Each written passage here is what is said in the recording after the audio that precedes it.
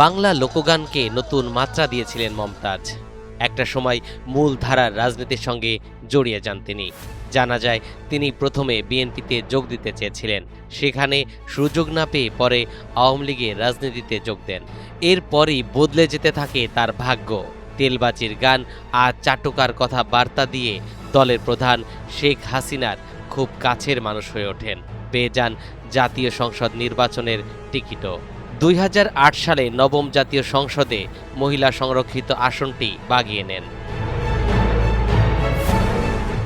2018 সালে একাদশ জাতীয় সংসদ নির্বাচনে তিনি মানিকগঞ্জ 2 আসন থেকে নির্বাচিত হন।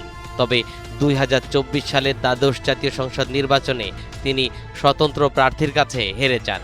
তারপর থেকেই ধীরে ধীরে রাজনীতির আড়ালে চলে যান এই সুর সম্রাজ্ঞী। তবে জুলাই আগস্টে ছাত্র জনতার অভ্যুত্থানের পর থেকে একদমই দেখা যায়নি তাকে। এরপর জুলাই আন্দোলনের সময় রাজধানীর মিরপুরে মোহাম্মদ সাগর হত্যা, আশুলিয়া থানার 2টি সহ মোট 6টি মামলার আসামি হন সাবেক এই সংসদ সদস্য। আর গত বছরের 12ই মে রাজধানীর ধানমন্ডি এলাকা থেকে মমতাজকে গ্রেপ্তার করে পুলিশ।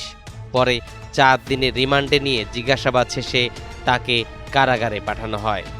তখন থেকেই তিনি কারাগারেই রয়েছেন।